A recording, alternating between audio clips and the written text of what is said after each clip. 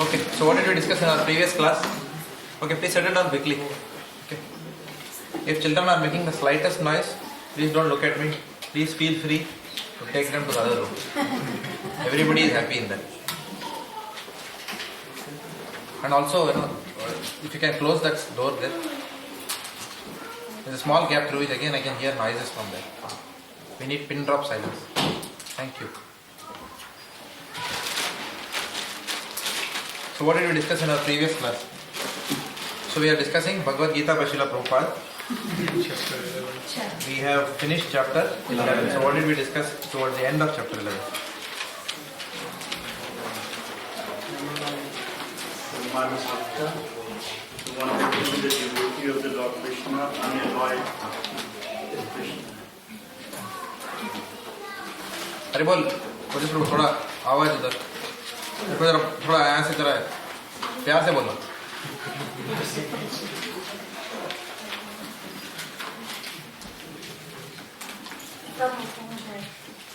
जादू की झपकी देख क्या नाम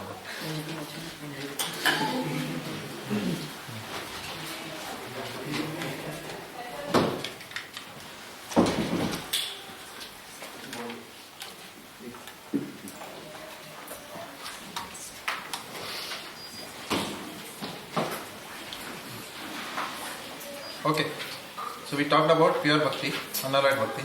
What is that? Pure bhakti and unalloyed? In which context did we discuss this?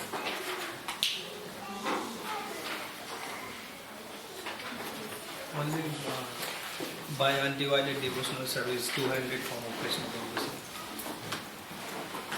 The universal form can't be seen without the mercy of the Lord, but devotees don't desire to see the universal form, because 200 form is much more higher than the universal form.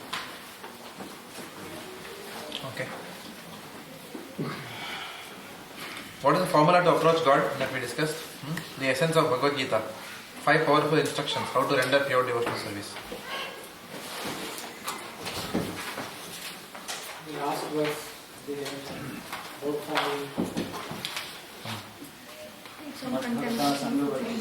Correct. Very good. Mat karma krit, mat paramo, mat bhakta sangha varjita. Yes, okay, so that is a key memory verse. So we broke up that verse. So as a part of Mad Bhakta, Lord is saying, किसका भक्त बनने का? My devotee, he says. So the pure bhakti can only be for Lord Krishna. If someone says, I am a bhakt of a demigod, then there is that statement itself has got a flaw in it. Correct? Pure bhakti is only for Krishna. The moment we bring demigods in the picture, that means we want something. So the word bhakti is actually reserved for Krishna.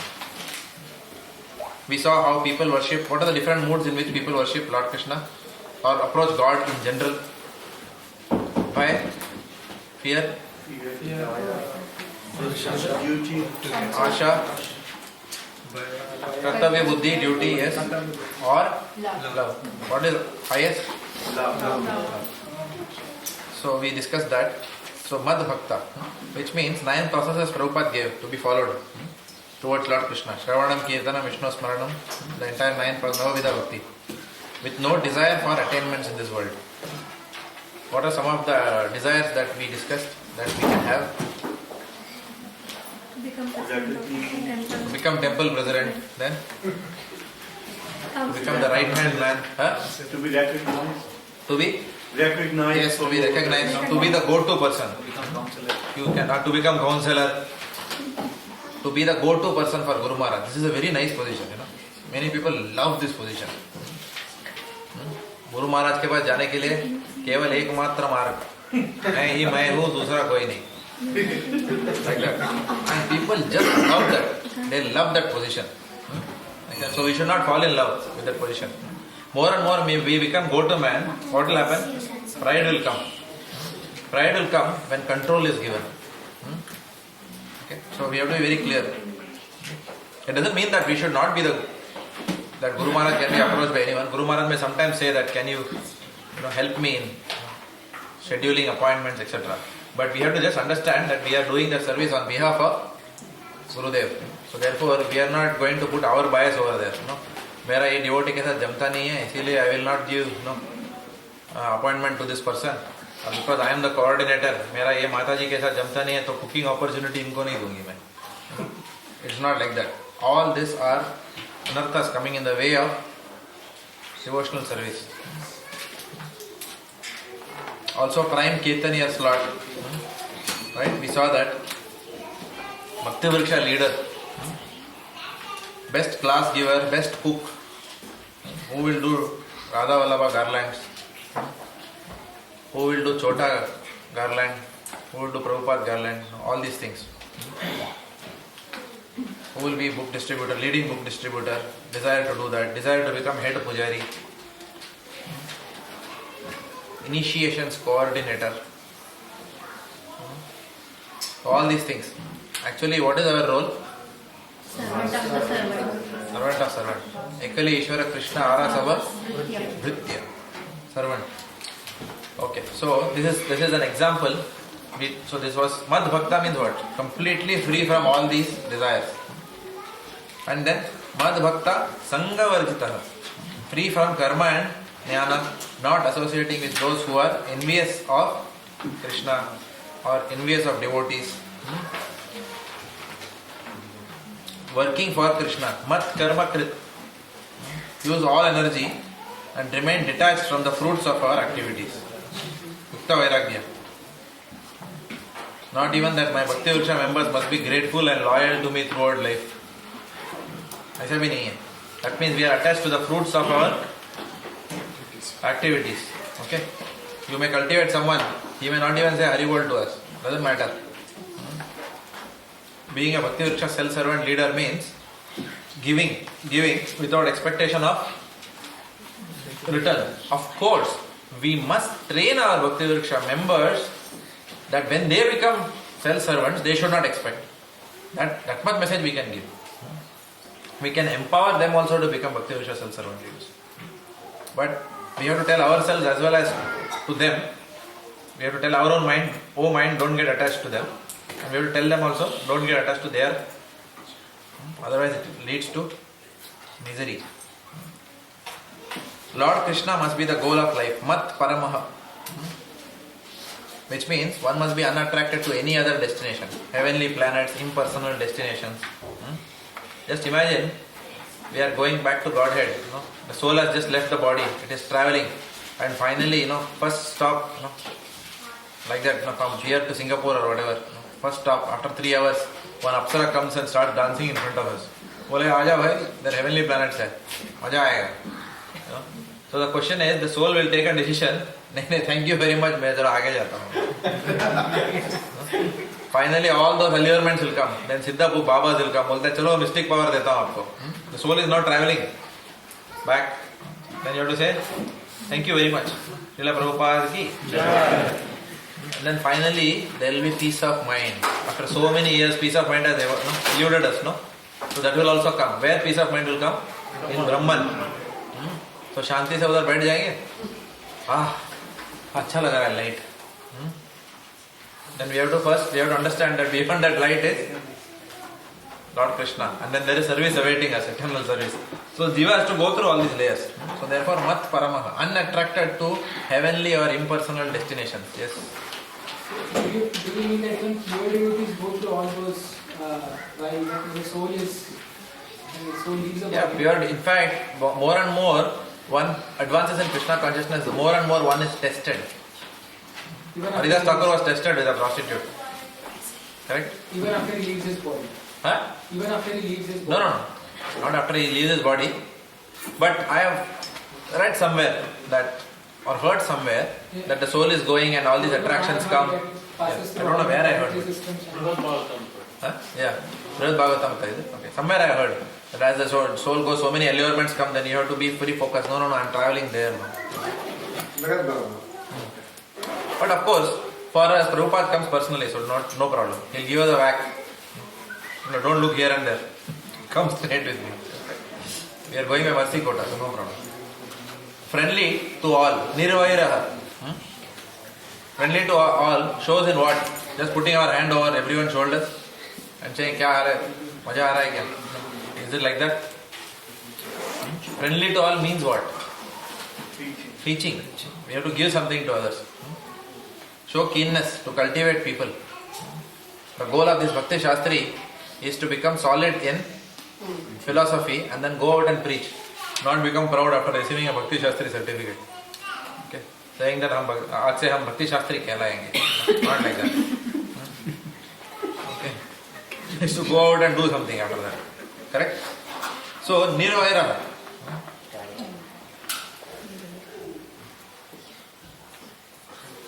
So we discussed that the conclusion of the last chapter was that in this chapter Lord Krishna, by showing the universal form, firmly establishes the criteria for those who claim to be God. However, universal form is temporary.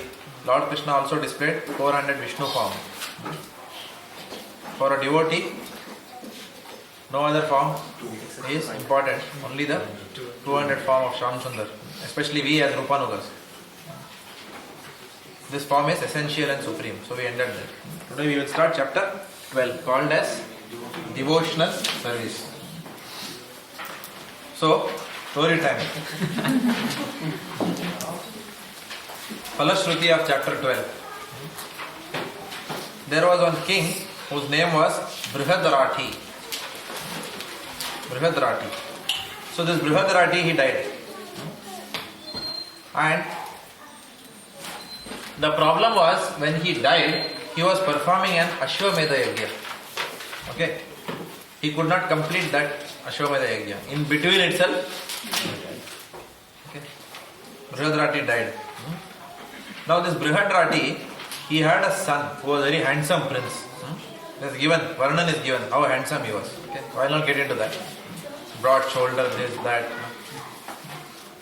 Fair complexion, very beautiful to look at. So, this prince was very handsome.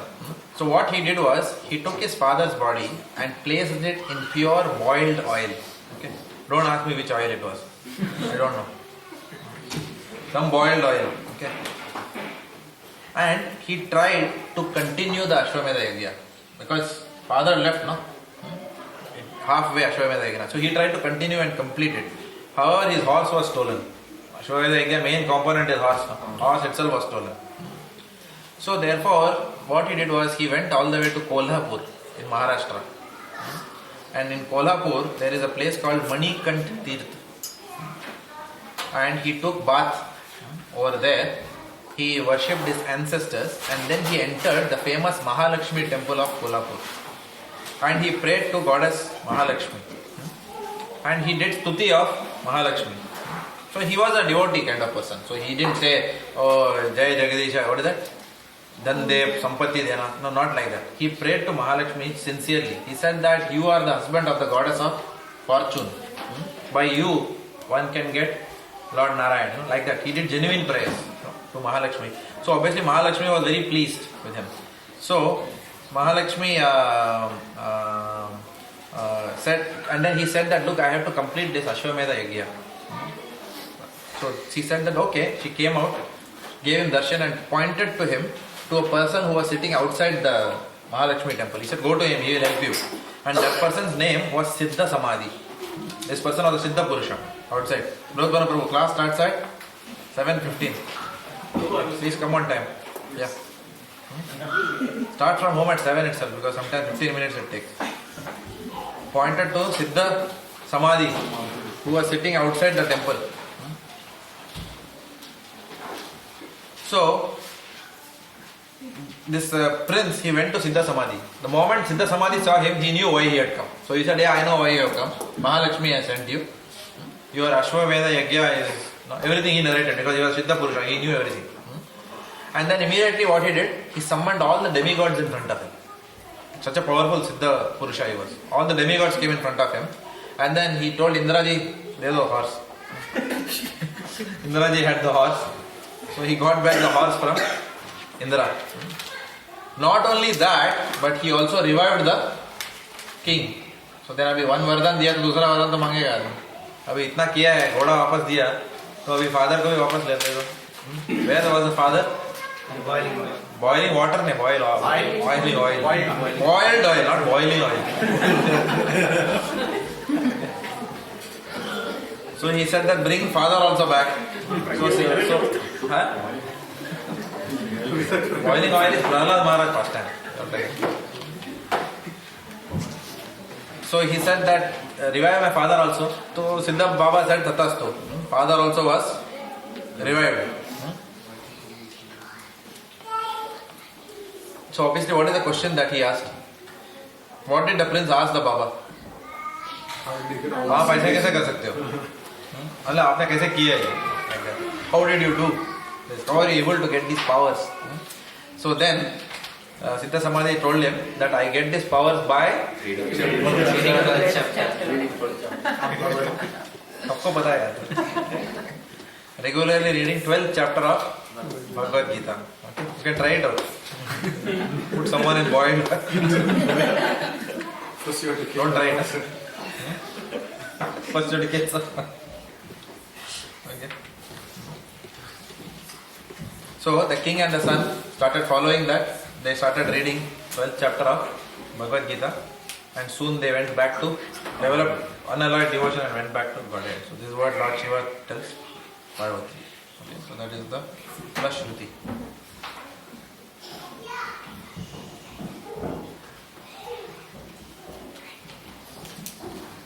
So let's start with the text one. Chapter 12, Devotional Service. Arjuna inquired, which are considered to be more perfect? Which are considered to be more perfect? Those who are always properly engaged in your devotional service, or those who worship the impersonal Brahman, the unmanifested?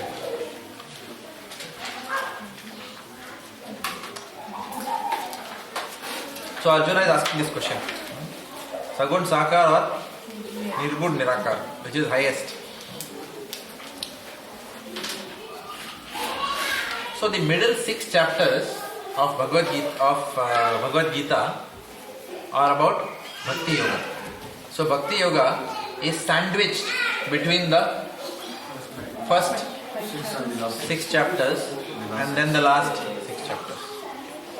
13 to 18, 1 to 7 on one end, and between 1 to 6 and 7 to 12 is all Bhakti Yoga, which we have been seeing last few chapters. Okay. Now, chapter 12 is in that sense the last chapter on Bhakti Yoga. So full emphasis is on devotional service only here. Because Lord is coming to the conclusions now. In his conversation with Arjuna. Arjuna, प्रभु जी बहुत आवाज है यार. थोड़ा अभी और प्यार से बोलना. मतलब you know what I mean ना? Arjuna has seen the universal form of the Lord. Arjuna has seen the universal form of the Lord. And what is his mood? Arjuna is in the mood of awe, he is in the mood of reverence, he is in the mood of fear. Now, in the realm of pure bhakti, there is no place for awe, reverence and fear. There is only place for love. Right? So, none of these moods are conducive for pure bhakti. That is number one, first point. Number two, there is a risk of mistaking the universal form to be the absolute manifestation of Bhagavan. What is the universal form at the end of the day? It is a manifestation of the Lord in matter, but it is not the absolute highest form. But there is a risk that someone will understand it as such. Okay. And number three, it is important for all of us as devotees to recognize the superiority of bhakti over all other processes. To understand the importance of devotional service, to attain love of God, we have to understand that this is superior to the pursuit of jnana, which is renunciation of birth to attain impersonal liberation. So, therefore, Arjuna asks these questions. So, what are the three reasons Arjuna asks these questions? The first one, is that Arjuna is in awe, reverence and fear, none of which is conducive to bhakti. Number 2, there is a risk of mistaking the universal form to be the highest form. Number 3, there is a risk of having an understanding of the impersonal conception of the Lord or jnana being higher than bhakti. So bhakti has to be established as the highest out of all the approaches towards God. So therefore Arjuna asked this question. So if you see, what is he asking? He is asking, which is considered to be more perfect? Those who are always engaged in your devotional service or those who worship the impersonal Brahman?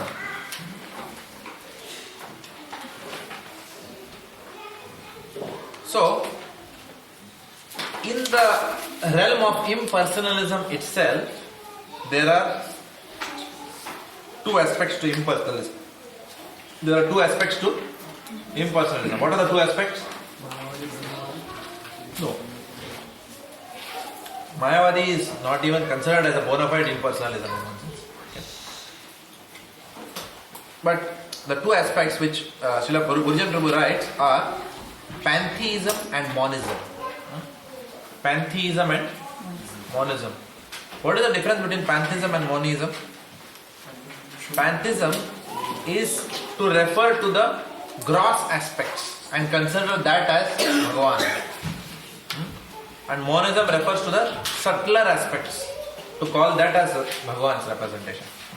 For example, universal form, if someone considers that as the ultimate form, is that pantheism or monism?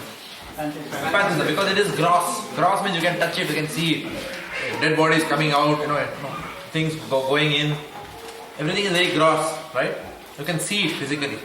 Whereas monism is a very subtle form of impersonalism. Monism is Brahman, in that sense, that everyone will merge into Brahman presence. Impersonal realization. So it's more subtle. Can you say monism is Shunyava? No. What is voidism? Not monism. Monism means what? Mono means what? Mono means one. So everyone ultimately is Brahman. That is called as monism. So there is pantheism and monism. Monism means one. Everyone is Brahman. That is monism. And therefore Brahman is the ultimate manifestation of everything. Absolute truth. That is monism. So these are two aspects of impersonalism. In simple language, if you have to say, some people consider the Virat Roop as the ultimate form. Some people consider Brahman as the ultimate form. Both are impersonalists. Okay? And both aspects, pantheism and monism, are rejected by pure devotees as waste of time. Waste of time. Na utpadiye didi ratim shramayeve kevalam. You cannot love the universal form of the Lord. Correct? You can continue doing arti, it will never end to the universal form. Correct? So many hands and limbs are there. Mangalarti will never end. Correct? And neither can you worship love for the Brahman. You cannot garland Brahman. Right? You cannot serve Brahman. So devotees are not interested. Vina mat sevanam janaha. Devotees are not interested in impersonal aspect. It's a waste of time. Na utpadiye didi ratim. So Arjuna, after seeing this universal form, he wants to know if his position is secure. Because at the end of the day, who is Arjuna? He is a devotee. So he wants to double check. Sahi ja raha hu na? Almost like that. He is just checking with the Lord to know if his position is secure. He is thinking in his heart that, look, I can always see the impersonal aspect through the personal aspect. So why should I give too much importance to that? Anyway, the personal aspect is there, and whenever the Lord is wanting, He is anyway capable of showing me the impersonal aspect. So why bother to attain impersonal aspect separately? No? Such a kind of a thought is going on in his mind. Also, he is thinking that anyway, after seeing the impersonal aspect, my personal relationship is so high that it has remained undisturbed. Arjuna's personal relationship with Krishna has not been disturbed. So he said that anyway, I am very happy with this personal relationship with Lord, so why do I have to bother about that?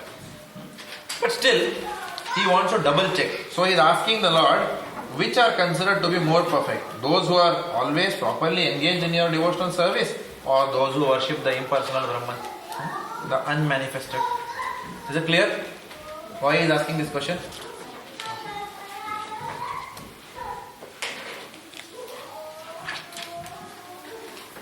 The Supreme Personality of Godhead said, "Those who fix their minds on my personal form and are always engaged in worshipping me with great and transcendental faith are considered by me to be most perfect."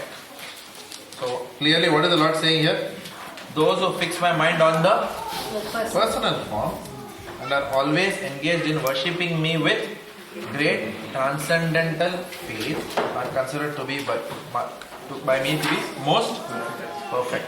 Ojas Prabhu, you want to read? In answer to Arjuna's question, Krishna clearly says that he who concentrates upon his personal form and who worships him with faith and devotion is considered most perfect in yoga. For one, in such Krishna consciousness, there is no material activities because everything is done for Krishna. A pure devotee is constantly engaged. Sometimes he chants, sometimes he hears or reads books about Krishna, or sometimes he cooks prasadam or goes to marketplace to purchase something for Krishna, or sometimes he washes the temple or the dishes.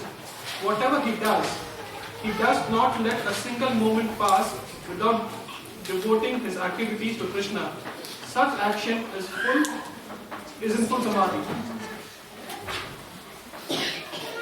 The Mataji is able to see this in that room? Yes.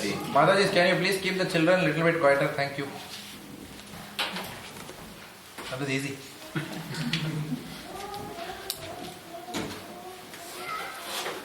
So what are the points here? It's first reduced to 6.47. Shraddhavan Vedayanasa.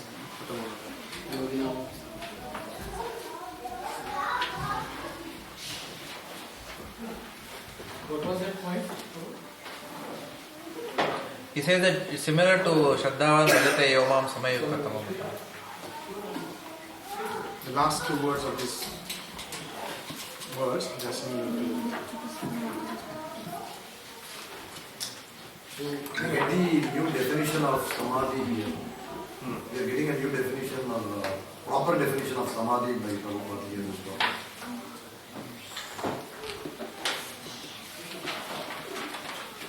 Always remember Krishna and never forget.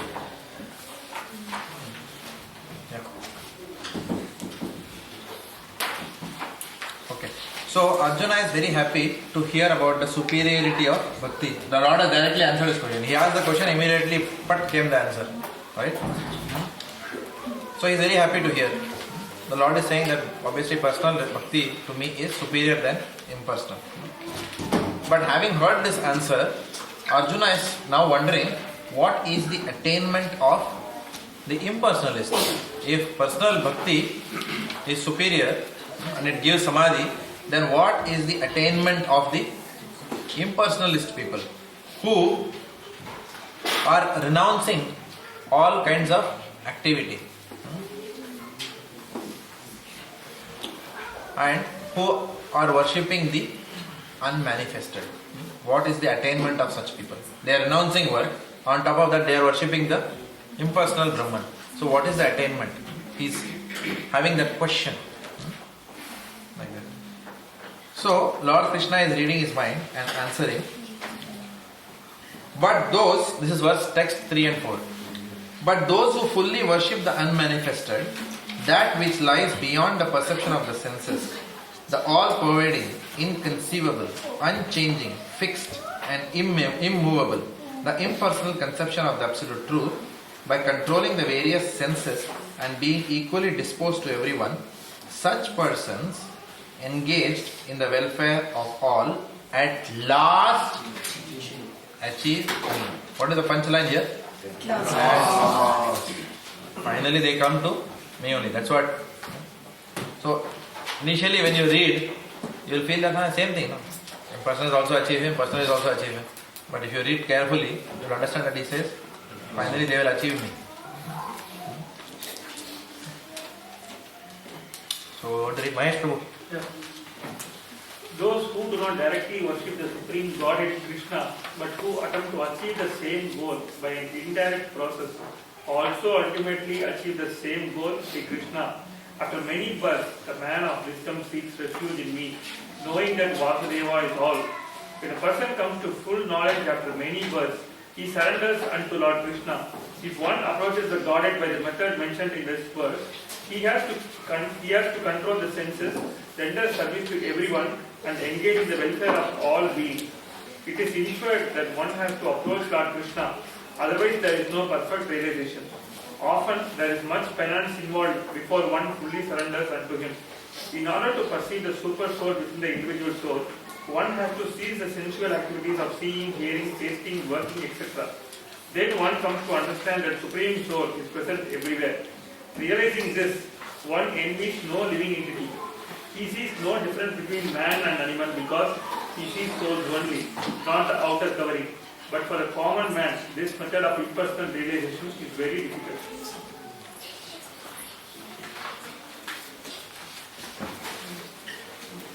What are the points here?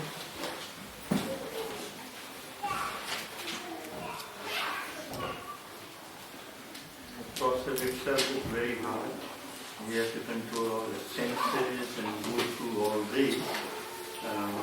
We engage in everyone's service.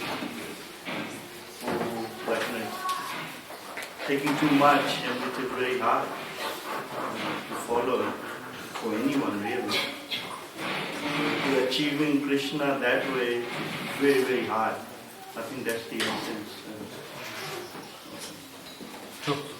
So the definition is given like for a person who is like a Mahatma, being defined here again. That he sees no difference in the outer covering, but he sees only the soul inside the covering. It's very rare. He's talking about Bhaktivedanta Swami What is it? Bhaktivedanta Swami Yeah, so Bahunam Janmanam Vasudeva Sarvamiti Samarth. So, the essence of this purport is what? That there is lot of perfection that is expected before attaining the goal. Correct, no? By one's own, by dint of one's own sadhana, then one has to become like this. One has to develop these kind of characteristics and then one is able to attain Brahman. Whereas in Bhakti, it is very different. In Bhakti, we are dependent on and constantly aided by the mercy of the Lord. So Bhakti process is that way easier. We don't have to depend only on our own prowess. Lord Krishna says, for my devotee, I preserve what he has and I also add what he lacks. Like that. So that is the beauty about the Bhakti process. I'll come to your question. That is the beauty of Bhakti process. So it's very easy. We are constantly assisted by the Lord Himself. He is holding our finger and taking us. Him in the sense He sends a spiritual master to take us right through. Now these Brahmavadis, after all this perfection, they first attain Brahman. But we know that in Brahman, there is nothing to do. Okay, how long can you just be happy with peace of mind? So, because the nature of the soul is to act. So, by some good fortune, the people who are either attained Brahman or who are in the quest of Brahman realization, by some good fortune, they meet an exalted devotee. And then, when they meet such an exalted devotee, then obviously, then they accept the personal path to Bhagavan. And then eventually they engage in Lord Krishna's service. So there is I don't know whether I told in the last class or not, but recently I was hearing a lecture where it was mentioned about Prabhupada giving a class to impersonalists. Did I tell that here? No? Prabhupada was addressing a big seminar, I think probably somewhere in India only. And so many speakers were there. It was a spiritual symposium or something like that. So speaker after speaker came in and went out. But most of the speakers were Mayavadis, impersonalists. So they were giving their own interpretation of Bhagavad Gita. And then the session ended. It was next day. Day 2 was there. So after end of day 1, then the evening had dawned, night time. So everyone was going back to their cottages. So Prabhupada also went back, and I told this somewhere. You told me last week, yes. Then what? You people are saying no. Can you repeat? No. Once more. The Sholay movie or what? Okay. So Prabhupada was resting, and then one of Prabhupada's servants was there in the cottage. So in the night time it was very cold. So therefore one Mayavadi came outside, knocked and asked for blanket. So he said that if you are God, why you are feeling cold? Right? So don't worry, you go, no problem. He said, no, please give me. He said, no, but you are Bhagavan. Oh, okay. Finally he agreed that okay, no. I am not, whatever. There was some argument with the devotee. Then he said, no, please help me with the blanket. I said, okay. Devotee went inside, and what did he bring? He brought a thread and gave it. Thread of a blanket. He said, take this. He said, how can I, protect myself? He said, yeah, after all, everything is one. No, this thread is the same as the blanket. Okay. So then the devotee said, no, please, can you give me a blanket? I am feeling cold. Finally, obviously, the devotee was merciful. He gave him the blanket. But next day, that man came and surrendered to Prabhupada. That was the name. So by good fortune, you come in touch with a Vaishnava who can tell you the correct philosophy. And then you see reason, and then you become a devotee. Yeah. Prabhu, here Krishna is saying, even those who worship Avyakta will attain me alone. Yeah, just give me 1 minute. First, I have to answer. Arun Prabhu had raised his hand first. Let me address this question. So, Lord Krishna now informs Arjuna about the inferiority of the impersonal approach to self-realization. He is going to talk about the inferiority of that approach now. Only in the second paragraph, you was talking about perception of super soul with individual soul. But then, how is it that is classified as this method of impersonal realization?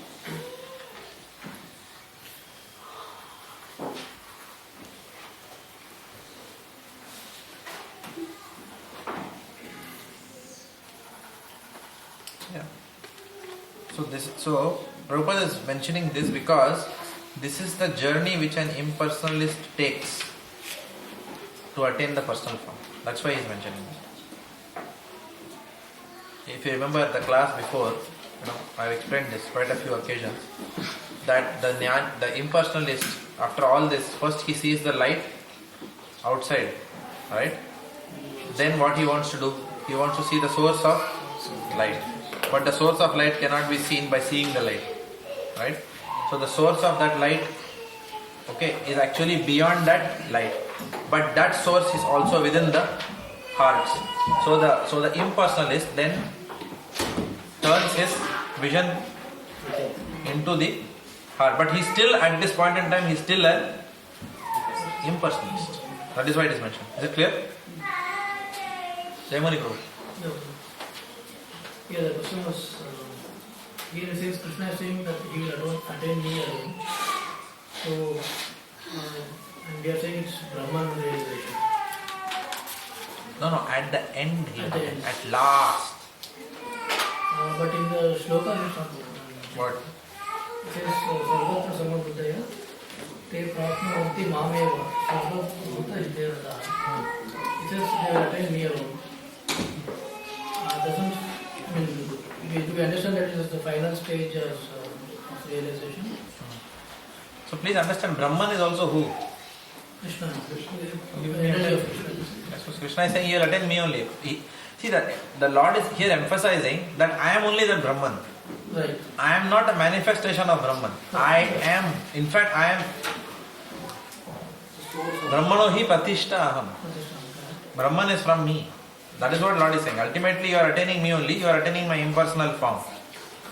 But even when if you are able to penetrate that and do dhyana yoga and Paramatma and then finally get a guru, ultimately you will come to me only. Right? Even when you do the dhyana yoga after that, dhyana avastita tadgatena manasa pashyanti yam yogina. So ultimately all these people who are in the Himalayas, who are meditating, ultimately they will finally come to the understanding that Vasudeva sarvamiti samahatma sudurlabha. They will come to that understanding only at the end of the day. Because one cannot be in Brahman forever without inquiring into the source of Brahman. One will ask that question eventually. Because there is nothing in Brahman to do. So one wants to know, who are you? In fact, Gaurang Prabhu in this lecture, Saints and Swindlers, he says that even the hardcore Mayavadi, they have a prayer. The prayer is Nirakara Tomara Charana Dheki. What kind of prayer is it? Nirakar Tomar Charana Dheki. Means, oh unmanifest impersonal, please give me darshan of your lotus feet. Abhi tumko unmanifest dekhne ka to feet kyun dekhne ke? Feet is a personal form. Correct? You are saying, oh Brahman, show me your lotus feet. What does that mean? Nirakar Tohar is a little bit Uttar Pradesh wala ho gaya na bhasha. I think Tomar or something like that. Bengali kya bolte hain? Tomar is Bengal, na? ठीक है. Tohar मतलब मैं मेरे थोड़ा UP में चला गया.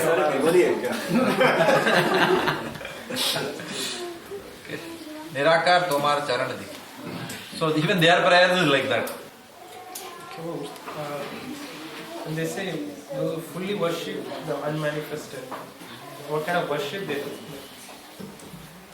Those who worship the unmanifested, what kind of worship they do? And that's why I read Autobiography of a Yogi. That's exactly what I wanted to know. They perform what is called as Kriya Yoga. Okay. They follow all the 4 regulatory principles. Okay, and they meditate on Brahman. They sit and meditate through Kriya Yoga to time and again go to the Brahman. So what happens in their life, the life of an impersonal is like this. He is walking around, suddenly he gets into Brahman. Again he comes back into material world. Again he gets into Brahman. That's what I have seen the phenomenon happening. They go, come back, like that. Does that make sense? Doesn't make sense. I have heard that they will not fall down. Huh? When he reaches Brahman, they will not fall down. God will protect him. Where is it? In fact, Prabhupada says that from Brahman layer one has to fall down. The only case where someone will not fall down from Brahman is from Brahman. If they inquire into Parabrahman, then they will not fall down. But if they are simply trying to remain in Brahman forever, then they will fall down. They have to either go up or they have to come down. You cannot remain forever in Brahman. That is the understanding. So yes, what you are saying is also correct partially, because Brahma Bhuta Prasannatma na sochati na kankshati. Sama sarveshu bhuteshu bhakti prada. So the Brahman platform is very conducive to bhakti. The whole idea of Brahman initiation is to come to the platform of Brahman. Right? So we all have to come to the platform of understanding that we are not the body, we are the spirit soul, and that Lord Krishna is the super soul, and he is also Bhagavan. So also we have to understand that nothing is material in one sense, everything is Brahman. But for a devotee, that understanding is given at a very early stage in devotional life. So it's not the last realization that one gets. Whereas in the impersonal school, that is the ultimate conclusion. For us, that is the beginning. Right from beginning, Prabhupada drills into our mind. Like that. So what I have seen throughout the book, as much as I read the book, there is no separate worship outside it. They just sit in dhyan, and then they go to Brahman, then they come back to their external senses again. Then again there is another incident, they go to Brahman, come back. That's what I read throughout the book. So is it in the same lifetime? Yeah, same lifetime. Is it like kind of realization or something? No, but it is mentioned that at the end of lifetime, for example, this Paramahamsa Yogananda's Guru Yukteswar Giri, he at the end of his lifetime, he goes and attains that Brahman, okay, that whatever the impersonal destination, and then from there he again takes a form and then comes back and talks to his disciples. It's like the resurrection, whatever you call it. resurrection of Christ or something like that. Again, after from the dead, he comes back again and then talks like that. So that those type of conversations are happening. But beyond that, there is nothing much that I could derive. Even if they come down, they will not go down. Again, go further go down. God will protect him that they will always remain in government. Yeah, provided there is bhakti. Bhakti has to be there. The Lord's protection will come only when there is bhakti. So there has to be some devotion to Bhagavan. Then the Lord will protect.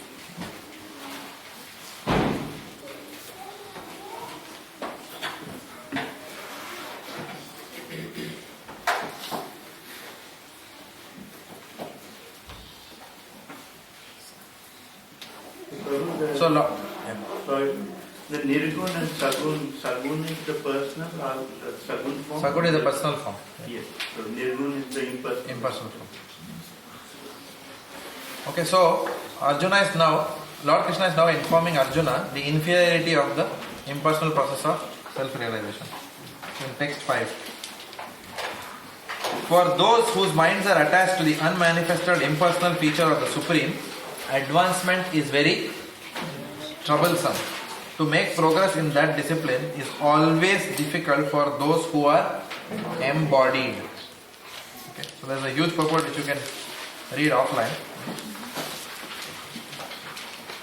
Now, the essence of this is that the impersonal process is very troublesome and a miserable process, especially for the people who are embodied. Because we have to be completely free from the bodily conception of life. Seeing everything as Brahman. For people who are embodied, Bhakti Yoga is a safe path. It's a more practical approach than that approach. But with that approach also one will eventually attain Bhagavan only. But it's a slow process. So, the problem with this impersonal approach is that there is a great emphasis on sense control in that path. Now, when I say sense control, because in that path you are almost extricating yourself from material life.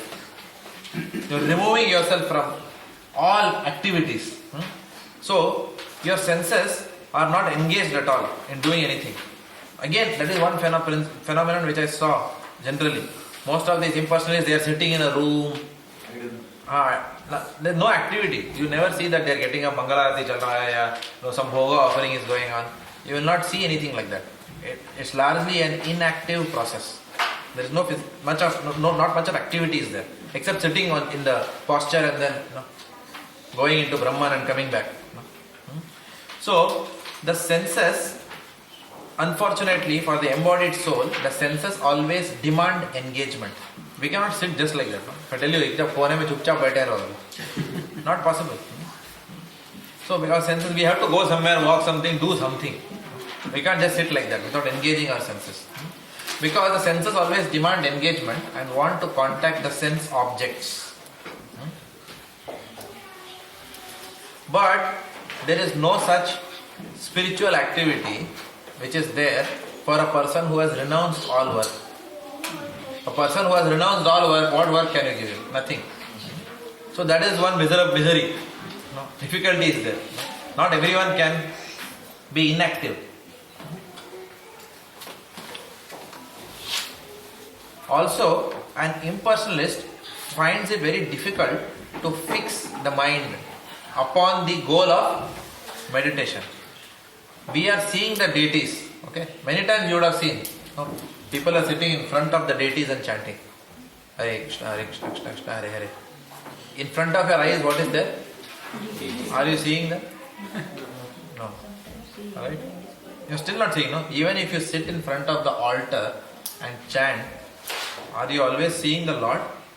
Actually, what we are seeing is what our mind is showing us. The Lord is in front of us, but between the Lord and us, there is a whole movie which is going on.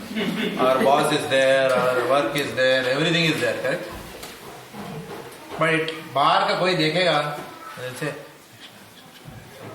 They'll say, Prabhu chanting kar rahe hain, disturb mat karna. They don't know what is going on here. Or closing eyes. What movie you are seeing inside, Bhagavan only knows. Correct?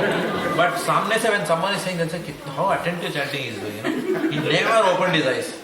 Like that. So our mind shows us movies between the object that is physically in front of us and between our eyes. There is something else going on there. Like that. So therefore, for the embodied person, even when the deity is in front, we can't concentrate. So can we concentrate on Brahman? Where there is nothing. In fact, if Brahman comes, light comes, they will say, "Kuch hai kya bhai idhar? Hare Krishna, koi hai?" Like that. It's almost like that. For an embodied person, it's like that. Even when we are chanting also, sometimes it will happen. You are chanting attentively, Hare Krishna, Hare Krishna. Sometimes you are seeing the Lord, and then the door opens. And then you want to see, कौन आया भाई मंदिर के अंदर? Hare Krishna. कोई आया? कौन आया मंगल आरती के लिए? Hare Krishna, Hare Krishna. And then a tray अंदर आता है. Somebody comes and blesses the tulsi. So you are observing whatever is going on. Hare Krishna, Hare Krishna. Then one devotee, Prabhu is, Bhakta Prabhu is talking to someone. Then you are wondering, क्या चल रहा है भाई? Hare Krishna, Hare Krishna. That's what is happening. Whole movie is going on. Like that. But बैठे हैं, मंगल आरती में बैठे हैं. साहब जी बैठ के चैंट कर रहे हैं. It's like that. So impersonalist. So even we are finding it difficult. Our mind is roaming here and there, for some engagement somewhere. It wants to fix somewhere. So you can imagine impersonalist का हालत क्या खराब होगा. He will find it very difficult to fix his mind upon the goal of his meditation, because the goal does not have a form. So you have to fix your mind on the formless.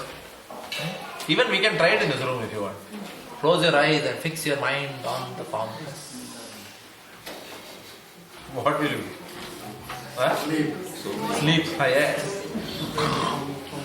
Nidra will come. Nicely. Okay? Okay.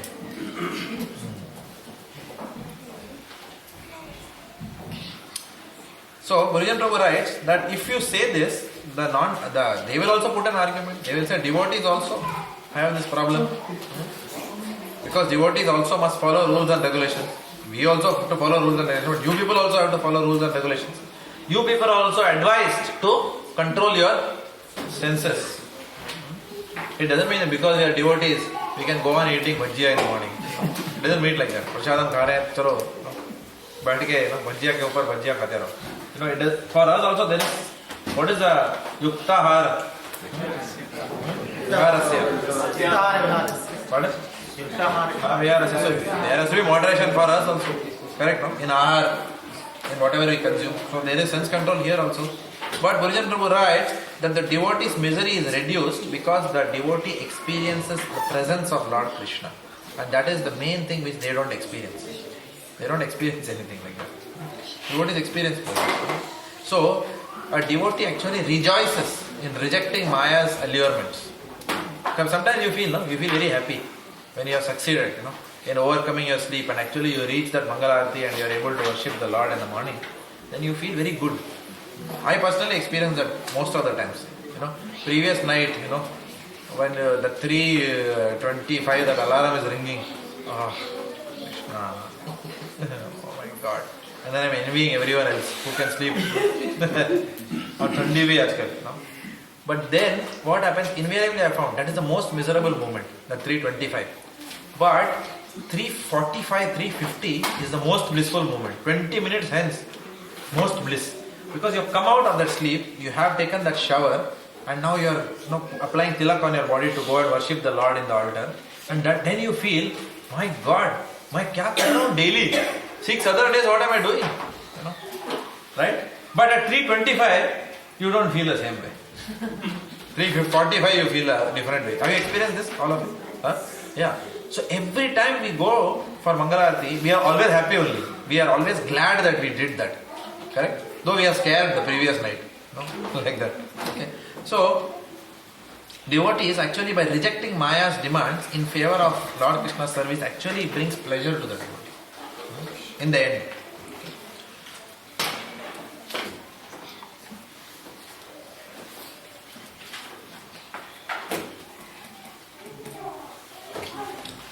Now Bhurijan Prabhu also writes that impersonalists may twist this point also and say, okay, renunciation and meditation are different, so we will worship the temporary form of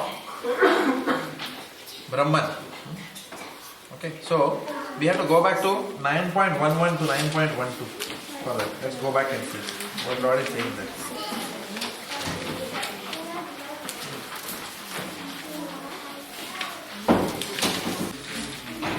So what the Lord says, fools deride me when I descend in the human form. They do not know my transcendental nature as the Supreme Lord of all that be. And in the next verse, what he is saying, those who are thus bewildered are attracted by demonic and atheistic views. In that deluded condition, their hopes for liberation, their fruitive activities and their culture of knowledge are all defeated. So even if an impersonalist says that we will worship the temporary Brahman, their hopes are going to be defeated. Because even when they worship that Brahman, the very concept itself that Brahman is superior to Krishna will frustrate them eventually. Because the basis itself is wrong. Fundamentally they are subordinating the form of the Lord to Brahman. So therefore they will be frustrated because of that. And they consider Lord Krishna to be simply a material manifestation of Brahman. And therefore, they deride the devotees, saying that devotees are sentimentalists. Because of that, they will never get that mercy of the Lord. And therefore their attempts at self-realization will be frustrated. Now, after describing all this, the ease of attaining the desired goal by true bhakti is now described. How bhakti, all these problems go away and how easy process it is. That is being described now. In verses 6, 7 onwards. So the Lord says in 6 and 7, but those who worship me, giving up all their activities unto me and being devoted to me without deviation, engaged in devotional service and always meditating upon me, having fixed their minds upon me, O son of Pratha, for them I am the swift deliverer from the ocean of birth and death. So, here Prabhupada writes that for a devotee everything becomes very easy because the Lord personally delivers the devotion. So that is a key point here. It's a very, very important point. The Lord personally delivers the devotee.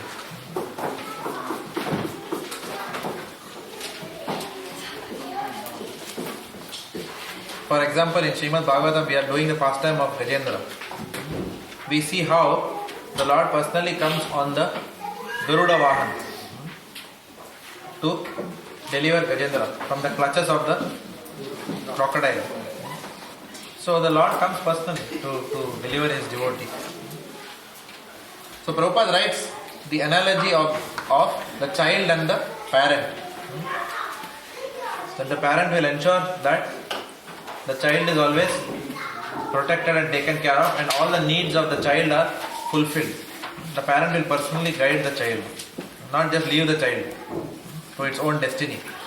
Whereas ensure that the child reaches its goal. Go extra mile. So like that Krishna acting as our parent will personally assist the devotee in his deliverance. Or Prabhupada gives another analogy that if a man has fallen into the ocean, another man comes and picks him up. So he is easily saved rather than he by his own power trying to swim across the ocean. Like simply take a boat and lift him and put him in the boat. Take him. Like that. However, as much as the Lord helps, it doesn't mean that devotees do not have any responsibility for their own deliverance. Right? It doesn't mean that devotees can just keep enjoying the material world. Put their feet inside the crocodile's mouth and then expect every time that Lord will come on Garuda and then tell them, chalo bhai, theek hai, I understand, but I can understand your mind, I can understand you have many interests in life, but I have come. It doesn't work like that, unfortunately. So devotees also have their own responsibility. So this is very important. So Prabhupada says that devotees must cultivate devotion and devotees must cultivate eagerness to serve Lord Krishna. That is up to us to cultivate. We have to develop the eagerness to serve Him. He will not give us the eagerness to serve Him because He will not interfere with our free will at all. But once we adopt that eagerness, once we become very eager to serve Lord Krishna, then Lord Krishna accepts full responsibility for us to deliver us from Maya. But developing that eagerness to serve Him is our free will. That is our responsibility as devotees. In fact, Gurujan Prabhu writes that devotees actually, they develop the eagerness to serve Lord Krishna so much that at the end of the day forget that they have to be delivered also. They forget that a crocodile has caught their feet. Crocodile catching the feet means what? That means Maya is giving you beatings. But a devotee who is very eager to serve the Lord, even during such situation, is only interested in how I can serve the Lord. Just like Gajendra, when his feet was caught by the crocodile, what did he do? When the Lord arrived, immediately he did not say, "Arey, aa gaye, jaldi nikalo abhi." He didn't say like that. What did he do? He took a flower and then offered the lotus to the Lord. So even in that pain, his immediate instinct was what? To serve the Lord in some way. So that is the characteristic of a devotee. Okay? So devotee in that sense does not even seek deliverance from the material world. He says, "Aslisya va padaratam pinastumam adarshanan marmahatam karatu yatha tatha va vidadatulam pado mat prananata suyena." You may treat me any way you want, my dear Lord. I am your unconditional devotee life after life. And that mood of a devotee attracts even more mercy of the Lord. In fact, it attracts the full mercy of the Lord. Tatyanu kampam sushimikshamanu. Then that devotee has the rightful claim to liberation. Liberation becomes his rightful claim. Very important point Prabhupada is giving. So, essentially, what is the point here? In 6 and 7, that the Lord personally delivers the devotee. All the devotee has to do is develop eagerness. Tattara laulyam. We have to develop the greed to serve the Lord. That is up to us. So how do we put that in the practical application? Eagerness to such a level where we forget about Maya. How do you put to practical application the eagerness? To raise the eagerness to such a level where... So how do you develop the eagerness? Is that your question? Yeah, we are coming to that now. That's a good question because that is what Lord Krishna is going to explain now. So, we discussed that the Lord Krishna personally delivers his devotees and the devotee's responsibility is to develop the eagerness. And in that eagerness which a devotee has to serve Krishna, the Lord gets attracted by that eagerness of the devotee and then bestows his full mercy. So let us see now how the whole phenomenon works. So the Lord says in verse 8, "Just fix your mind upon me." Just fix your mind upon me, the Supreme Personality of Godhead, and engage all your intelligence in me. Thus you will live in me always, without a doubt. Okay. So, who wants to read? Shabda Brahma, you want to read? One who is engaged in Lord Krishna's devotional service lives in a direct relationship with the Supreme Lord. So there is no doubt that his position is transcendental from the very beginning. The devotee does not live on the material plane. He lives in Krishna. The holy name of the Lord and the Lord are not different. Therefore, when a devotee chants Hare Krishna, Krishna and his eternal potency are dancing on the tongue of the devotee. When he offers Krishna food, Krishna directly accepts these eatables, and the devotee becomes Krishnaized by eating the elements. One who does not engage in such service cannot understand how this is so, although this is a process recommended in Bhagavad Gita and in other Vedic literatures.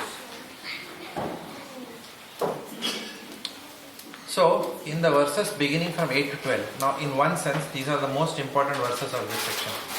We have to really understand what's going on in this section. Even in an exam, there will be definitely a question from 8 to 12. 100%. 8 to 12. 100% In your exam, there will be what is important. I'll tell you the important things for your exam. 1.1 to 18 point. I'm telling you important things. Okay. All this, each and every verse is important. So 8 to 12, most important section. Lord Krishna is describing, beginning from the highest stage of bhakti, the different levels of achievement in bhakti, which is what we have highlighted on the board. So in verse 8 specifically, the Lord is saying that a jnani fixes his mind on the unmanifest, avyakta, and the reality of his existence as a soul. Don't get trapped with this language. It simply means that a jnani knows that he is not the body, he is the spirit soul. So he is always absorbed in that reality, that main kaun hu, who am I? I am in the spirit, I am the spirit soul. And also that I am part of Brahman. I am Brahman. So the jnani always fixes his mind on the avyakta and the reality of his existence as a soul. Whereas Lord Krishna in this purport uses the word mai many times. He has used it 3 times. So he is always using the word me. Otherwise he wouldn't have said me. He would have said Brahman everywhere. Right?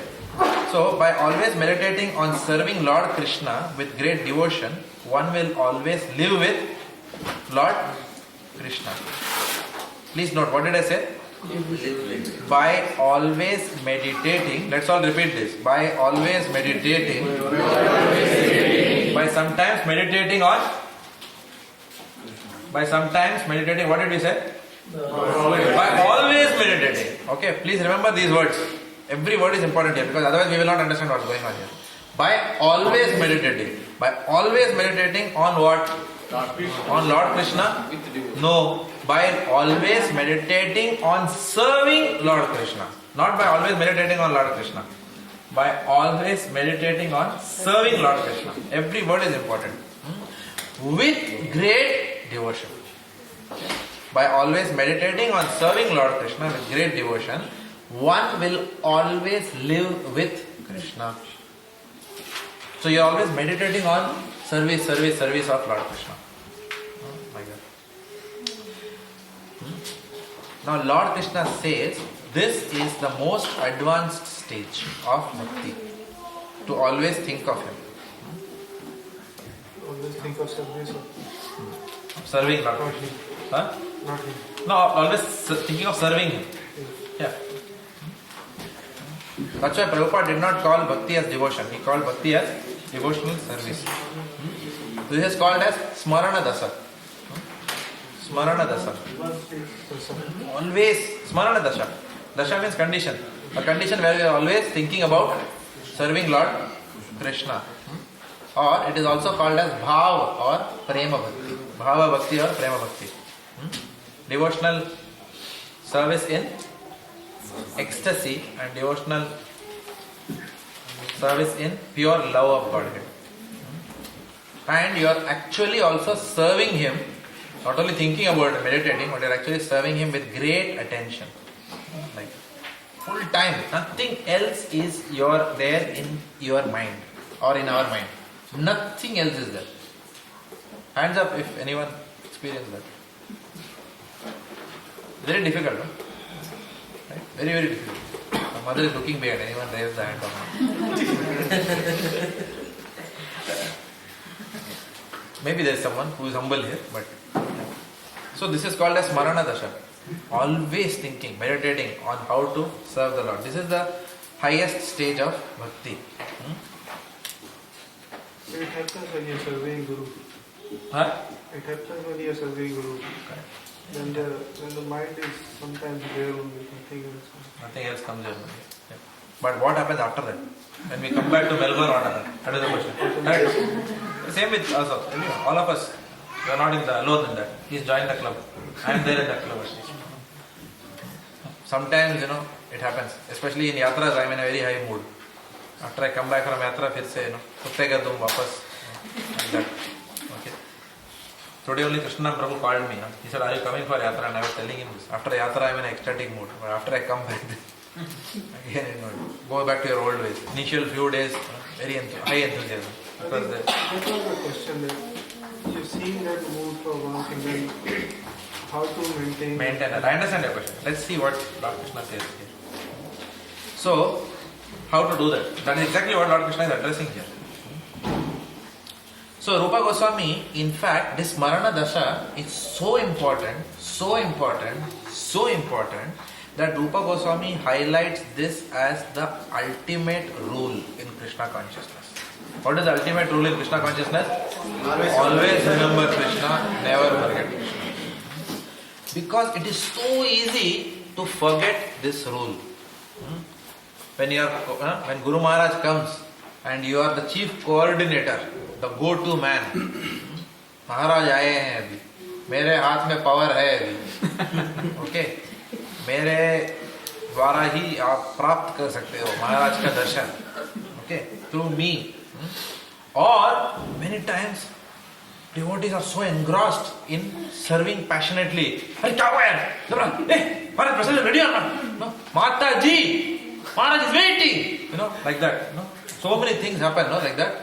We forget all relationship, everything goes out of the window, right? As if we are very perfect in serving our spiritual master. When we are the coordinator, we are very good at ordering others. How Maharaj should be fed on time, like that. But if that person becomes coordinator and we are the person who is on the other end, then our weakness will be known. Correct, no? So suddenly when we don different hats and roles like that, we sometimes forget. And sometimes there is unnecessary, my mother uses the word, in Tamil we call it as padatta. Something comes in our body. Maharaj aayenge to, we are like, over enthusiastic at that time. Oh, enthusiasm normally dikhta nahi. When Maharaj is not here. But when Maharaj is there, something, our adrenaline starts pumping, and the way we talk to devotees also is very different. Like that. Correct? So when unnecessary something comes in the body, at that time. Now if that is every time, then it is very good. Okay, but it is only localized at that time. And that is the time when we make greatest offenses to devotees also. And justify it saying that Maharaj ka service mein bol raha hai boss, apna nahi hai kaam abhi. It's like that we talk actually. We don't even realize what damage we have done. But that time Maharaj has gone back, And then after that we tell everyone, Prabhu ji kuch aparad ho gaya to pardon kar dena. Kya hai Maharaj tha na abhi. Because abhi aapke sath jeena hai mere ko. It's like that. So, Smarana Dasha means what? Always remembering that I am a servant. I am a servant. And you cannot serve Lord Krishna. We cannot serve Lord Krishna by offending everyone. It doesn't mean that if... it's not mean being very goody-goody with everyone. Prasadam late ho gaya, 2 घंटे के बाद मिलेगा, चलेगा Mataji, Hari Bol. Not like that also. Where there is no standard at all. Correct? But if we are expecting that level of perfection, then that planning also has to be according. The risks have to be identified early, plan B, everything has to be ready. Then we have to spend a lot of time, not just give an order and expect people to then run and execute those orders. Even as a project manager, when we are putting a project plan, then we have to see so many things. What are the risks to the project? What happens if somebody is on leave? So all these things has to be planned. More the planning we do, the less the anxiety that will come. Most of the time, when we don't plan, we give a task at the last minute to people, expect them to run, and then still do a perfect job. And then when they don't do, because we are front-ending, we are yelling at them. Like that. So, Smarana Dasa means that. So what happens when we are serving like that? Then we are actually doing devotional service in the mode of passion, not in the mode of goodness. So, effective person means what? That you are still able to retain your mode of goodness and still be able to achieve that outcome for your spiritual master.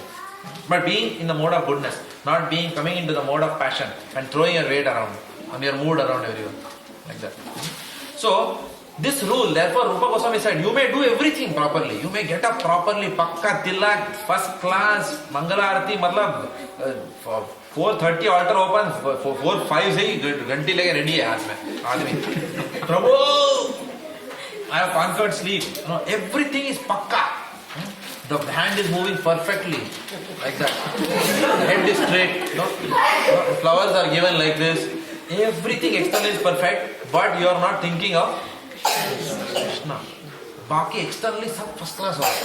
Even you are opening a temple, big project. प्रभु जी, आपके बगैर मंदिर होता ही नहीं था. Construction worker से आपने बात किया, quotation आपने लिया, ये लिया, but उसमें 50 devotee शहीद हो गए. आपने ऐसा प्रोजेक्ट किया कि आपका मंदिर तो खड़ा हो गया, लेकिन रिलेशनशिप सब चला गया. So this is called as mode of passion. So we are not working in mode of passion. So always we have to remember that. That's why once I heard from His Holiness Radhanath Swami that don't become too project oriented. Devotional life means people oriented. You have to always remember that. People orientation should be very high in bhakti. In corporate life, maybe it is a little bit different. Boss will say, what is the outcome? So, but here it is not like that. Krishna will not say, okay, what is the outcome? Mandir khada kiya? No. Will he ask like that? He will not say like that. He will see whether even in your heart you have love for devotees. And then he will accept that service. Patram pushpam palam toya yo me bhaktya prayachati tadaha bhakti upaharitam. 2 bar bhakti आया है उसमें. So whatever offering you may do, ultimately your devotion is seen. With what devotion you are doing that service. And you cannot be a devotee of Krishna if you are not a devotee of his devotee. So therefore, Rupa Goswami hammers this point. At the end of the day, whatever activity you are doing, go back to the basics. Are you remembering Krishna in that service? Or have you become so overpowered by your own position and your responsibilities that you have forgotten Krishna is out of the window now? Now the project is all that matters. There is a transaction which has to be done. Cooking has to be done and pat, bang, bang. No, not like that. Everything has to be in the mode of goodness, transcendental goodness. So this is the highest rule. In fact, Rupa Goswami has given 64 rules of bhakti in Nectar of Devotion. But he says that all the rules, all the prohibitions that I have mentioned in the 64 items are servants of these 2 principles. Which are those 2 principles? Never forget Krishna. All of them are servants to these 2 principles. And Padma Purana also cites that constant remembrance of Lord Krishna is the goal of all your sadhana. Everything that we do in Krishna consciousness, what is the goal? Are we remembering Krishna or not? Or have we forgotten him? There is a verse also, you can take the first 3 lines and you can research. Smartam yas satatam Vishnu. That is the verse. Then you can Google it up. Okay? So that is the most important rule. So that is called as Nitya Smaranam. Always you are remembering Krishna and never forgetting him in any transaction. You may be building temples, you may be Bhaktivedanta cell leader, you may be anybody. But you are always in Smaranam of Lord Krishna. And you are always conscious and aware that we are his servants. Sometimes we can become very project oriented. Sometimes we can serve devotees. We had an experience recently where the arrangements of service was very nice. Everything was pakka. A lot of hard work was put by devotees, but the behavior was not very good. For example, while serving devotees, अरे माता जी लोग, आप लोग तो already 10 plate लेके गए हो पहले से ही. If you are serving like that, suppose you are taking some plate, and if I tell you like that, पहले से 10 प्लेट ले चुके हो प्रभु, कितना प्लेट चाहिए यार प्रसादम का? If I serve you like that, will Krishna going to be very pleased or what? Right? Even if I have to ask you, there is another way I can tell you that same message. I can tell you, Prabhu, actually, you know what? We have this thing. Can we work out in some way together such that, that's a different way of approaching. Rather than telling you, yeah, आप लोग तो already 10 plate लेके दे चुके हो. So, everything was excellent. Services, all arrangements first class, everything first class, but behavior was not up to the mark. So therefore, we should not forget that just because we are serving others doesn't mean then we can behave with them whatever we want because we have taken responsibility of service. Does it make sense? Because I am serving you prasadam, I have cooked for you inside the kitchen for 8 hours, doesn't mean that I can deal with you whichever way I want, because at the end of the day, Prabhu, prasadam मैंने बनाया यार मर मर के kitchen में, बात समझा करो अभी, you know. Would you like to eat? Suppose I tell you like that, Prabhu, मेरा wife सवेरे से cook किया है kitchen में, समझा ना? अभी खाओ अभी. What is it? You say, जा यार, चाहिए ही नहीं. I don't want that service. You don't feel like eating. I'm just little bit exaggerating. It was not exactly in that way, but it was almost like that in one recent experience we have had. So, always remember Krishna, never forget Krishna. The mood should be of service. So, such nitya smaranam, this is what? This means you are always eager to serve the Lord. But however, such eagerness is difficult for the common man, your question. Such eagerness is very difficult for all of us, for me also. Not that I am sitting here, therefore, I am preaching, not like that. Bhagavad Gita is, I am also learning as I am telling this. So such Nitya Smaranam is difficult for the common man. Because our thoughts go to 10,000 places when we are thinking of the Lord. And we sometimes forget, Krishna chala jata hai the background mein. Like that. Why? Why does this happen? Huh? Because we are comfortable in the material world. Yeah, because we are comfortable in the material world, but Prabhupada writes that this happens because we can think of the Lord only to the extent we desire to attain Him. Do we have a desire? Apna problem udhar hai. Our problem is with desire. It's very simple. If Krishna comes right now into this room, say that all Bhaktivedanta students, chalo, Pushpa Viman aa gaya hai bahar, baith jao sab log. How many of us, hands up if you are willing to sit in that Pushpa Viman and go back to Godhead? One person. Alone. How many are there? See, not everyone is raising hand. The goal of all this, Are you ready to go alone? along with the family.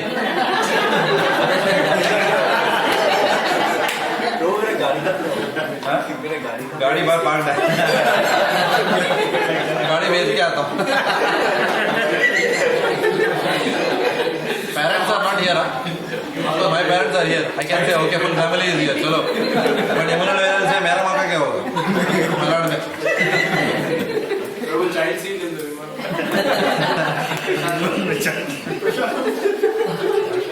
what service will be provided in-flight don't ask for derivation there remote control है क्या seat में so because it's, see think about it, it's very difficult. Krishna comes right now and says okay, I'm taking you back to the spiritual world, don't worry my dear child, you know. He will say okay, I will not worry, but I have to worry about my child, no. I am your child, but I may be mom. So therefore we are not ready because we don't have a desire to go back. We have conditions, no? I will, oh Lord, please take me, Bhagavan apna bana le, but abhi nahi, थोड़ा time के बाद. Like that is our prayer. Correct? इतना जल्दी में मत बुला लेना. So actually it is like that. Think about it. How many are ready to go? चलो drop everything. चलो अभी घर से बाहर. Gopis ran just like that, no? Because we don't have desire, and that is where half our problem is. Not only desire. Gopis know that he will take care of his family. Pardon? Gopis they all know that Krishna will take care of his family. That is. Yeah. We also know that He will take care of our family, but we don't have faith that He will take care of our family. We know. Because we know that shloka. What is that? Goptritve varanam tatha rakshishiti sa vishwaso. And we can do Bhakti Sastri exam and then get 100 out of 100 marks.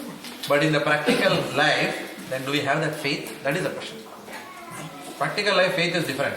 And in shlokas, having knowledge is different. That's why Bhakti, 7 aims of Sastric study does not end at knowledge and understanding. Cup, fate, Mars. Knowledge, understanding, personal application and preaching application, and finally Shastra Chakshu.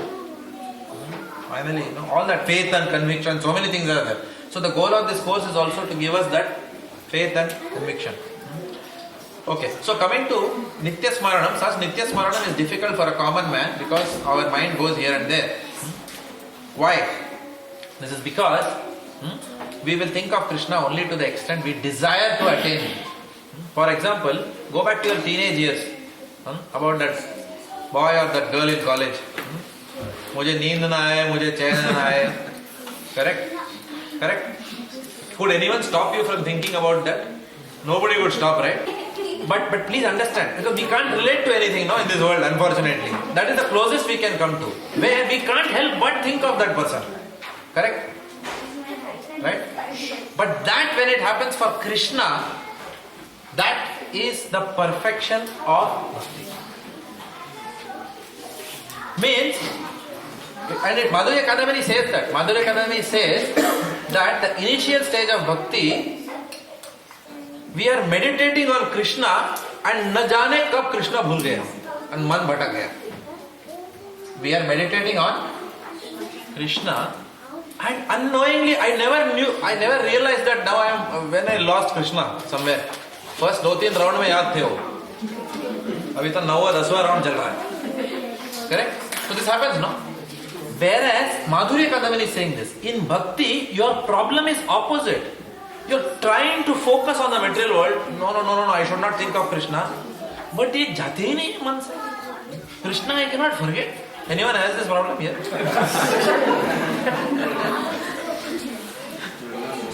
Yeah, actually it is like that. Vishwanath Chakravarti Thakur writes like that in Madhurya Kadamini. I don't even know when, while doing the material activities, the mind automatically went to Krishna. I never realized, acha, I am in the material world now. It's exactly ulta for us. Correct? So that is called as Smarana Dasa, and that is the highest in bhakti. So majority of and when that happens, when there is a desire.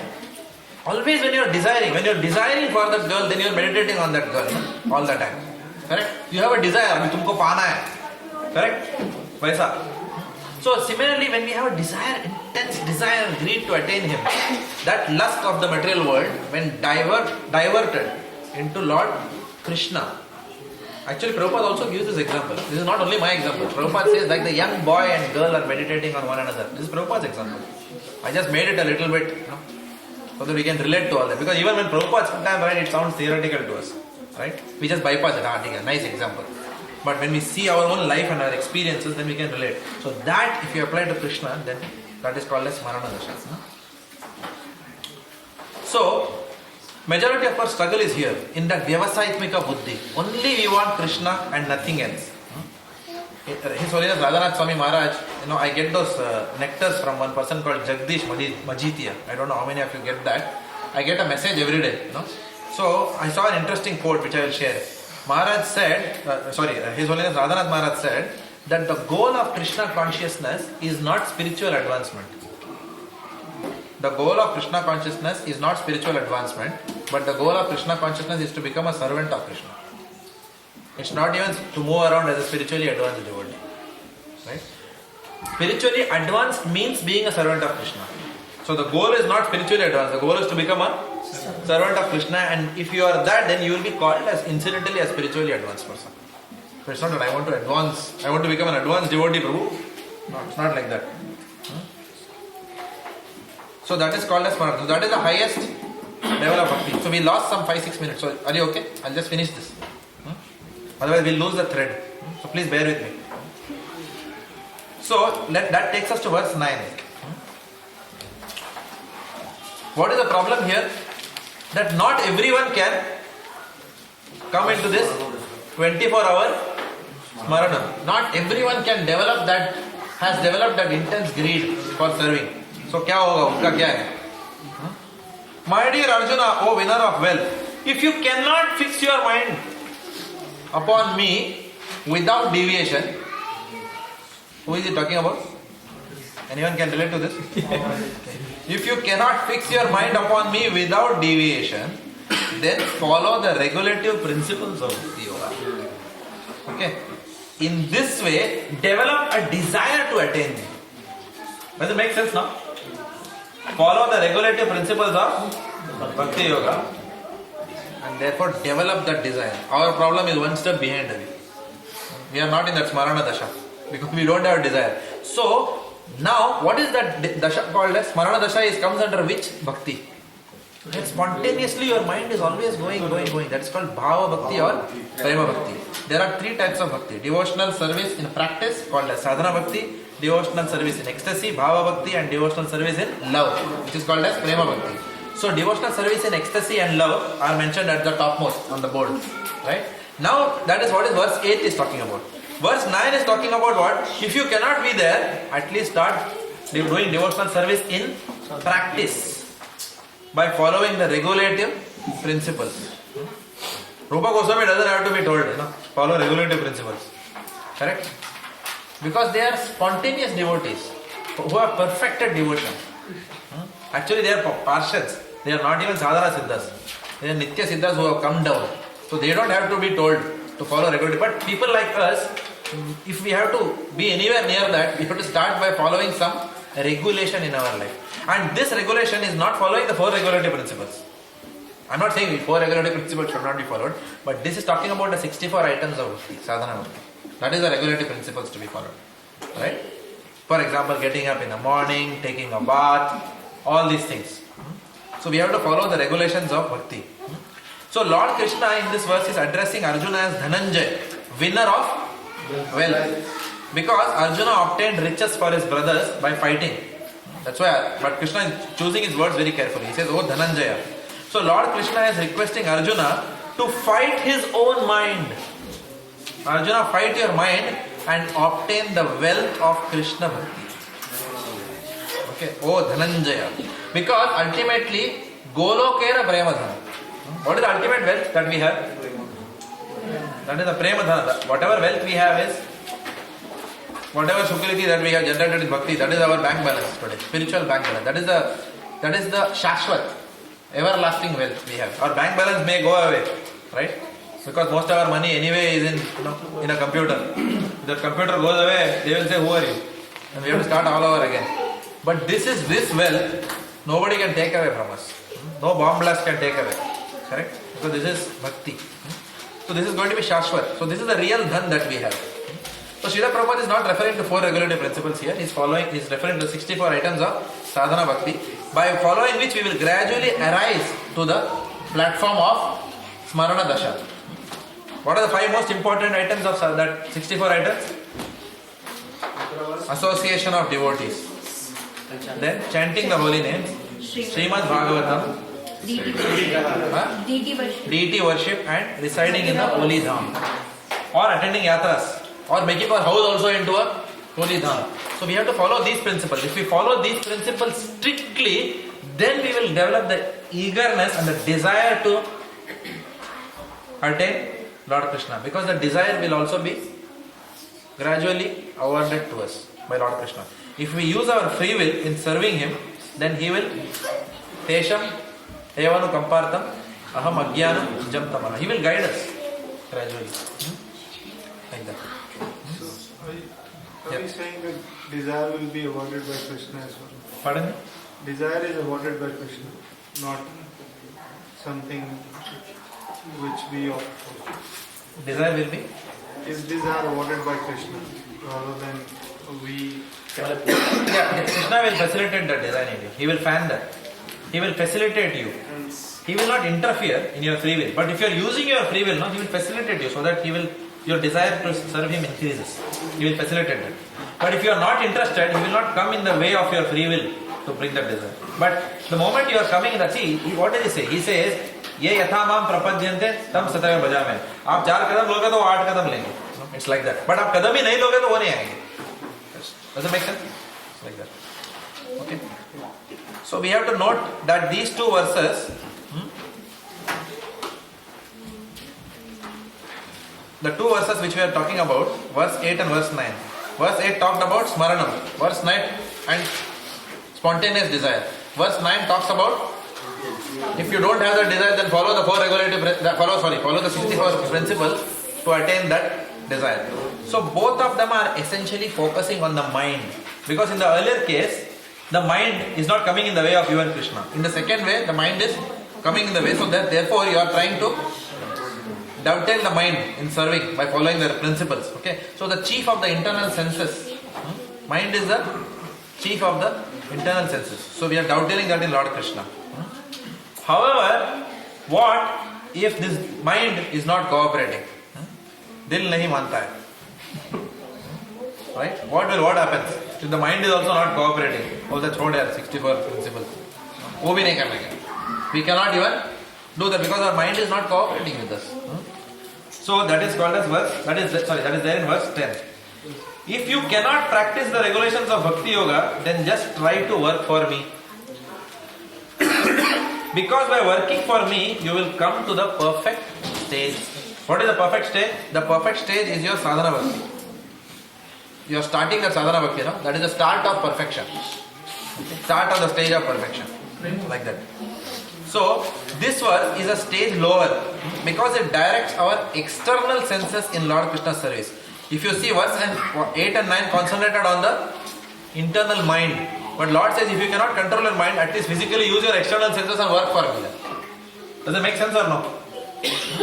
So this verse is a stage lower. It directs our external services in Lord Krishna's service as a means of further advancement. This platform of engaging the external senses and using the medium of activity is called as karma yoga or working for him, working for the Lord. How does it happen?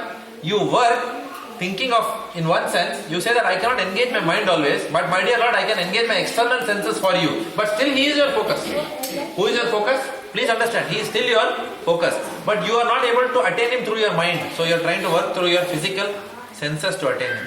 But still He is your, please remember this point, He is still your focus. Krishna is still your focus. So what you do, you work and you offer the fruits of that work to Him. So that's an indirect way of engaging the mind. Indirectly you are engaging your mind, not directly. Right? For example, if you have money, you donate for Janmashtami. If you have some facilities, you give those facilities, offer those facilities for Krishna's service. So like that. So you are doing something using your physical senses. What was the difference between because this one also requires the mind to be on Krishna, and then the previous was also the mind was there on Krishna. No, not everyone can come to the platform of chanting and following the 64 items. But there are many people who is, the new people, when we want to cultivate, sometimes we say, no, आपके घर पे program रखते हैं, आप अपना घर दीजिए हमको. Don't we say that? So it's something like that. Or some people will say that I cannot chant all these things, but I will give money. And it happens in many Bhakti Vrikshas, we have seen. Devotees may not be chanting 64 rounds. But immediately when it comes to a function, then they will say, okay, Hari Sauri Prabhu, cost for Krishna Consciousness $10,000, $15,000. We have seen devotees who want to work like that. They want to offer the fruits of their work to Krishna. So that is the next stage. Highest is spontaneous. If you can't do that, then follow the regulative practices. If you can't engage your mind there also, then work for Krishna. Offer the fruits of your work. Okay? And then Lord Krishna says in verse 11, if however you are unable to work in this consciousness, वो भी नहीं कर सकता है. If you are unable to work in this consciousness of me, then try to act giving up all the results of your work and try to be self-situated. At least give up the results of all your work. Unto who? Huh? No. Did he say? Read this carefully. What did he say? Give up the results of all your... He never said unto me. Here he doesn't say unto me. Please note that carefully. That is where the difference comes. This is verse number 11. So if one cannot give to Krishna conscious activities, then Krishna is saying at least give for philanthropic causes. This is that. Because by doing that, gradually the mind will become purified. And once the mind becomes purified, someday, very, very slowly, you may be able to understand Krishna consciousness. So if you observe carefully, each recommended practice over here has got a result, corresponding result. Verse 8 was what? Smarana Dasa. What was that? Constant thinking of Lord Krishna. What was the result? Krishna Prem. We will always love Lord Krishna. Verse 9 was following the regulative principles. What was the result? We will attain a desire to attain Krishna. Correct? That was verse 9. Verse 10 was what? If you can't do that, at least work for Lord Krishna, so you can come to the perfect stage of at least following the 64 principles. But if you can't do that also, in verse 11, what is he saying? You just give away the fruits. Not to me, but. Okay? And what is the result when you do that? What is the result? He says. Try to give up the results of all your work and try to be self-situated. So what is the result? There is no result mentioned. Where is it mentioned? And thereby this will happen. Kidhar likha hai? See carefully. Everywhere else in the verse, he says you will attain perfect stage, this will happen, that will happen. But only in this verse, he has not mentioned any. Did you notice that? Yeah? So there is no result has been definitively mentioned for this case. Giving up the fruits, therefore, is useless unless it is offered to Lord Krishna. And giving up the fruits in itself is not at all, not spiritual. In itself it is not spiritual. So, just by giving up the fruits of the activities does not beget anyone Bhakti Unmukhi Shukruti. Now go back to your basics, which we learned before. What are the various types of Shukruti? Karmonmukhi Shukruti, Jnanonmukhi Shukruti, Bhakti Unmukhi Shukruti, Agyata Shukruti. We have studied that in the last semester. Remember? Go back to that. Karmonmukhi Shukruti, what did we say? Janma Koti Shukriti na labhyate. You can do Karmonmukhi Shukriti for millions and millions of years and Bhakti will not touch you. You can do philanthropic activities for thousands of years and keep working for the bodies of people. But you will, there is no guarantee you will get love of Krishna. But your mind will become purified, by which you may become receptive to the messages of God. Does it make sense? So that is the key point here. That's why these verses are very important. But this fourth one has to be important, Prabhuji, isn't it? This one has been mentioned as a fourth. You said these four are very important. Verses are important from exam point of view. But in terms of practice, Krishna does not give any merit to verse number 11 that we just did. He doesn't give any definitive result if you see. He doesn't say by doing philanthropic activities you will get love of God. He never says like that. Or you will come to me, or you will become perfect. No. By acting on that platform, perfection is not going to come. Right?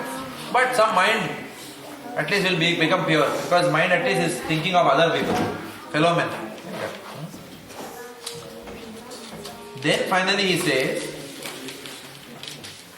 if you cannot take to this practice, then engage yourself in the cultivation of knowledge. Better than knowledge, however, is meditation, and better than meditation is renunciation of the fruits of action. For by such renunciation, one can attain peace of mind. Okay?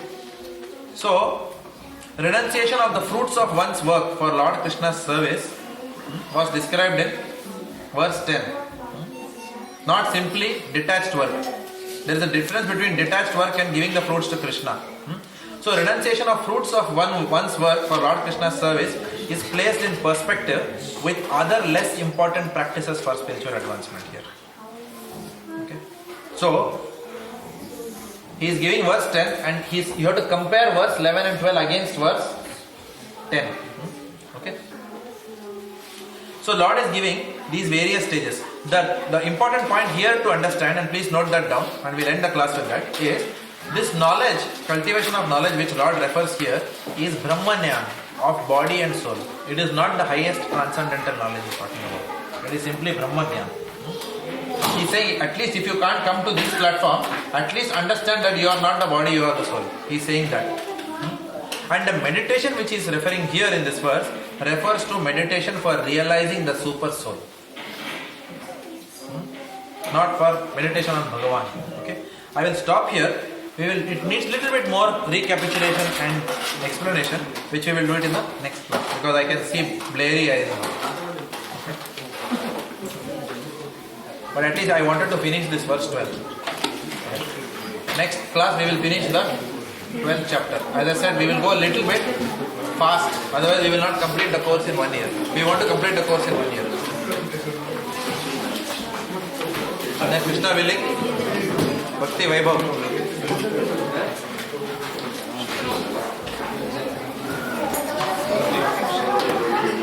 Prabhupada ki.